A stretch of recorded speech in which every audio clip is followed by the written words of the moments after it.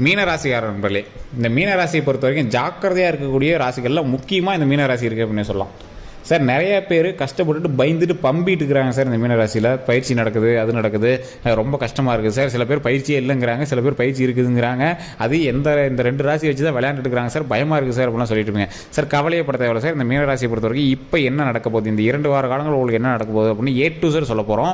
அப்படியே அக்கு வேறு அணி வேறு அதில் வந்து சொல்ல போகிறேன். இதில் நிறைய பேர் இல்லையே இது எனக்கு பொறுத்துலையே அப்படின்னு சொல்லுவீங்க. அதுக்கு நான் தெளிவாக சொல்லிடுறேன். தனிப்படையான ஜோதிடம் அப்படின்னு ஒன்று இருக்குதுங்க. உங்களுடைய ஏன் சார் தனிப்படையான ஜோதிடம் இதுலேயே நீங்கள் சொல்லுங்களேன் அப்படின்னு கேட்குறவங்க நான் தெளிவாக சொல்கிறேன். ஒரு மீனராசி இருக்குது அப்படின்னா அதில் 10 கோடி பேர் இருப்பான். அந்த 10 கோடி பேரில் தசாபுத்தி இருக்கிறவன் வேறு, ஓகேவா? லக்கணம் வேறு, நட்சத்திரம் வேறு, உங்கள் கூட இருக்கக்கூடிய மற்ற ராசிகள் வேறு, அதே மாதிரி உங்களோட லொக்கேஷன் வேறு. இப்போ நான் சொல்லக்கூடியது பொதுப்படையான ஜாதகம் மட்டும்தான் வீடியோ ஃபுல்லாக சொல்ல போகிறோம். இத்தனை விஷயங்களும் தனியாக பார்க்கணும் அப்படின்னா தனிப்படையான ஜோதிடம் தான் பார்க்கணும். கீழே ஃபோன் நம்பர் கொடுத்துருக்கேன். ஜஸ்ட் நீங்கள் ஃபோன் பண்ணி உங்களுடைய பிறந்த தேதி, பிறந்த நேரம், அதே மாதிரி உங்கள் பிறந்த லொக்கேஷன் 3 சொன்னீங்கன்னா போதும். A to Z எல்லாமே கம்ப்ளீட்டாக சொல்லிடுவாங்க. ஸோ இது வந்து கீழே கான்டாக்ட் நம்பர் கொடுக்குறேன். ஃபோன் மூலமாக நீங்கள் வந்து பேசி சால்வ் பண்ணிக்கலாம். சரி சார், இந்த மீனராசியை பொறுத்த வரைக்கும் நிறைய பேர் இப்படி சொல்கிறாங்களே, பல கஷ்டங்கள் இருக்குது, பல இன்னல்கள் இருக்குது அப்படின்னு சொல்கிறாங்களே, பயிற்சியினால் நிறைய கஷ்டங்களை வந்து அனுபவிப்பாங்க அப்படிலாம் சொல்கிறாங்களே, இதெல்லாம் உண்மையா சார்? இந்த பயிற்சி நடக்கிறதுனால மிகப்பெரிய ஆபத்து ஏதாவது இருக்கா சார்? சார் அதெல்லாம் நீங்கள் பயந்துக்கவே தேவை கிடையாது. இந்த மீனராசியை பொறுத்த வரைக்கும், அதாவது எல்லா சனி பயிற்சியும் இல்லை மற்ற எந்த ஒரு பயிற்சி நடந்தாலும் ஒவ்வொரு பயிற்சிக்கு தகுந்தாற் போல் ஒவ்வொரு விளைவுகளை வந்து கொடுக்கும் அப்படின்னு சொல்லுவாங்க. இந்த சனி பயிற்சியோ இல்லை வேறு எந்த பயிற்சி நடந்தாலும் அதற்கான விளைவுகள் வேறு மாதிரி இருக்கும். இப்போ உங்களுக்கு நடக்கக்கூடிய பயிற்சியானது சனி பயிற்சி. அந்த சனி பயிற்சியில் ஒவ்வொருத்தருக்கும் ஒவ்வொரு வகையான பார்வை, அந்த பார்வைக்கு ஏற்ற மாதிரி அஷ்டம சனி, கண்டகச்சனி, இந்த மாதிரி ஒவ்வொருத்தரும் ஒவ்வொரு வகையான பார்வை. இப்போ உங்களுக்கு வந்து சனி பயிற்சியில் சனியனுடைய பார்வை இருக்கும்போது உங்களுக்கு என்ன இப்போ நடக்கும் போது பாடம் கற்பிக்க போகுதுன்னு அர்த்தம். இந்த பாடம் கற்பிக்குதுன்னா ஆடம்பரமாக செலவு பண்ணிட்டு இருந்தீங்கன்னா ஆடம்பரமாக செலவு பண்ணாமல் வைக்கும்.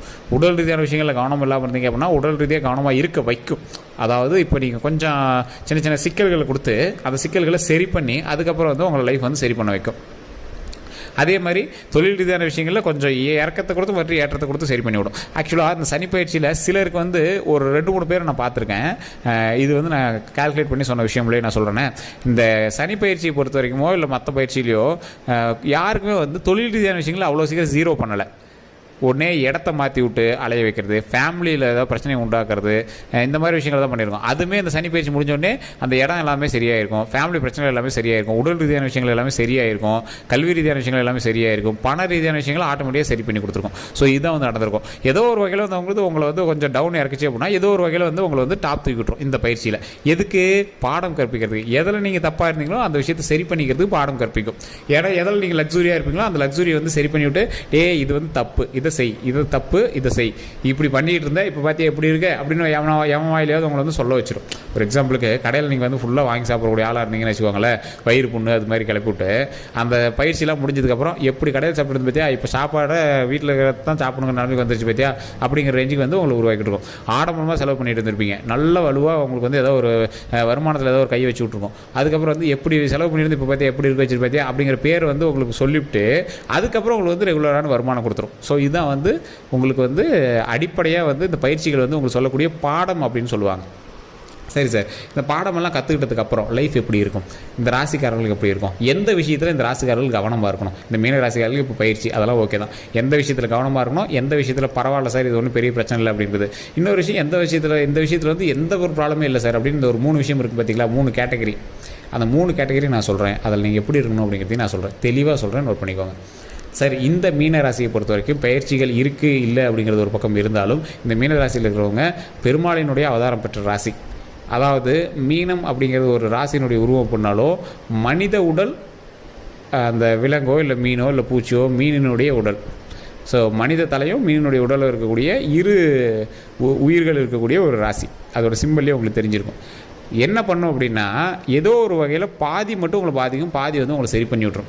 இந்த மாதிரி இருக்கக்கூடிய ராசிகள் நல்லா நோட் பண்ணி பாருங்கள். நட்சத்திரத்தின்பால் இல்லை லக்கினத்தின்பால் தசாபுத்தின்பால் ஒரு பக்கம் கணித்தாலும் இந்த ராசியினுடைய ஓவியத்தின் மூலமாகவே உங்களை வந்து ஈஸியாக கணிச்சிடலாம். அது என்ன சிம்பிள், அந்த சிம்பிள் வச்சு ஈஸியாக கணிச்சிடலாம். மீனராசி நீங்கள் வந்து நிறையா இதில் இப்போலாம் லோகோ வந்து மாற்றி எல்லாம் யூஸ் பண்ணிகிட்டு இருக்காங்க. வெறும் மீன் பொம்மை மட்டும் போட்டு விட்டுலாம் விடுவாங்க. மீனராசியை பொறுத்த வரைக்கும் பாதி உடல் பாதி மீன், இந்த மாதிரியே நீங்கள் வந்து யோசிக்கணும். இல்லையே சார் இது கன்னி அந்த மாதிரி விஷயம் தானே வரும், மீன் அப்படின்னாவே மீனம், இது வந்து வேறு மாதிரி நீங்கள் வந்து யோசிச்சு பார்த்துக்கலாம். சரி சார், இதுக்கு வந்து இப்படி இருக்குது அப்படின்னா இவங்களுக்கு என்ன தான் நடக்கும்? பாதி நன்மைகள் பாதி தீமைகள் நடக்கும். எந்த ஒரு செயல்பாடு நடந்துச்சு அப்படின்னா பாதி தீமைகள்லாம் என்னது, உங்களை வந்து ஓரளவுக்கு இப்போ பயம் காட்டுதா, அந்த தீமைகள் மூலமாக ஏதோ ஒரு வருமானத்தை கம்மி பண்ணுதா, மீதி பாதி பேத்துக்கு நல்ல ஒரு வருமானம் கொடுத்துட்ருக்கும் மீனராசியில்.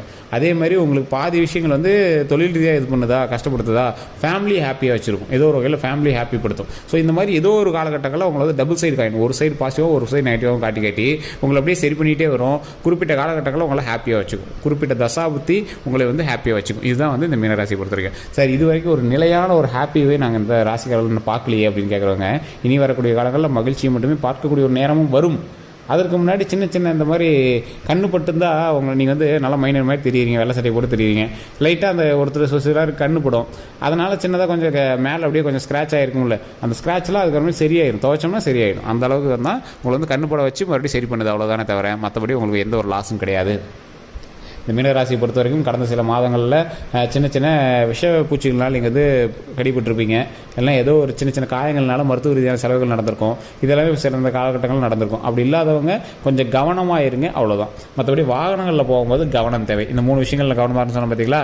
1, வாகனத்தில் ரொம்ப ரொம்ப கவனம் தேவை. சொத்து ரீதியான விஷயங்கள், இந்த மாதிரி ரீதியான விஷயங்கள்லாம் இப்போ வேணே உங்களை வந்து தூண்டுவாங்க, கேஸ் போடுறேன், இல்லை நிலம் அளக்கிறது, நிலம் இது பண்ணுறது, இந்த மாதிரி விஷயங்கள்லாம் உங்களை இப்போ தூண்டுவாங்க, வந்து பண்ணி கொடு, அந்த மாதிரிலாம் சொல்லுவாங்க.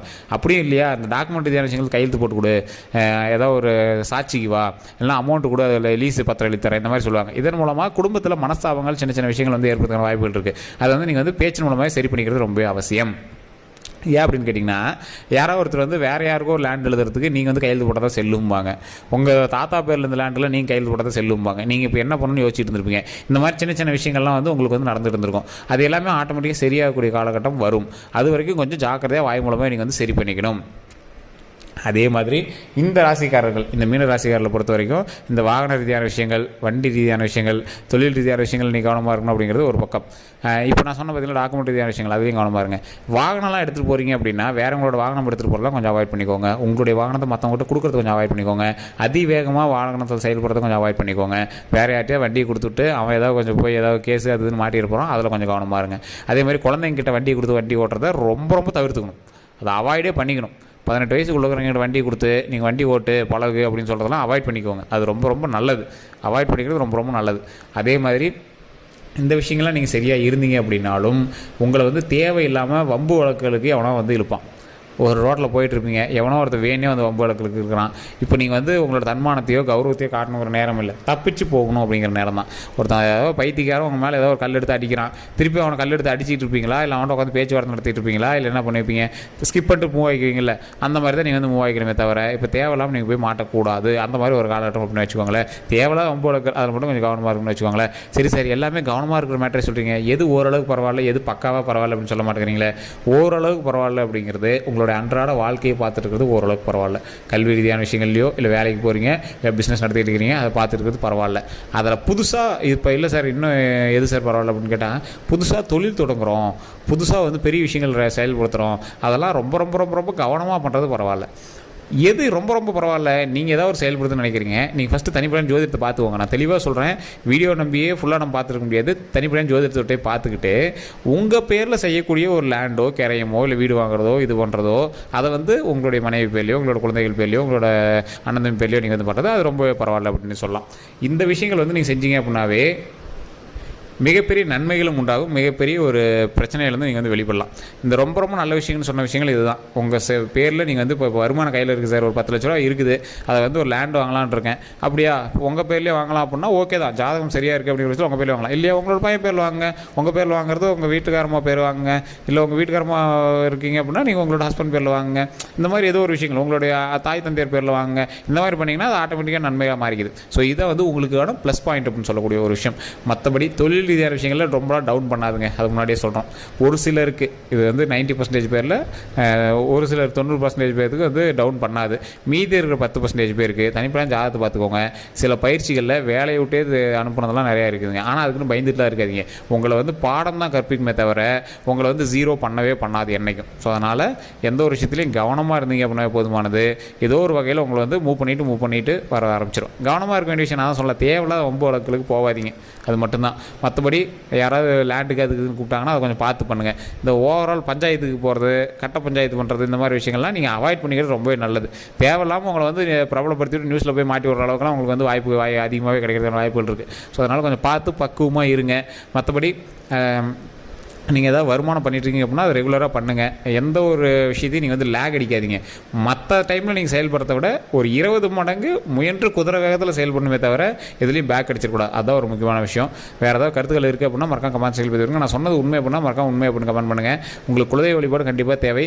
உங்களோட குலதெய்வ பேர் முருகன் அப்படின்னா ஓம் முருகரே பற்றி முருகரே பற்றி ஓம் முருகரே பற்றி மறக்காம 1 டைம் கமெண்ட் பண்ணிவிட்டு வீட்டில் ஃப்ரீ டைமில் சொல்லி பாருங்கள். குலதெய்வ கோயிலுக்கு போயிட்டு எலுமிச்சம்பழம் வாங்கிட்டு வந்து உங்களோட வீட்டில் வச்சுருங்க. அது ரொம்பவே நல்லது. ஸோ இதன் மூலமாக பல நன்மைகள் கிடைக்கிறதுக்கு அதிக வாய்ப்புகள் இருக்குது. ஸோ இந்த வீடியோ பார்த்துட்டு இருக்கிறது ஃபேஸ்புக்கில் பார்த்துருக்கீங்கன்னா ஃபாலோ பண்ணிக்கோங்க. யூடியூப் பார்த்தீங்கன்னா சப்ஸ்கிரைப் பண்ணிக்கோங்க. இந்த வீடியோ பிடிச்சா லைக் பண்ணிட்டு உங்களோட நண்பர்களுக்கு கண்டிப்பாக பகிருங்க.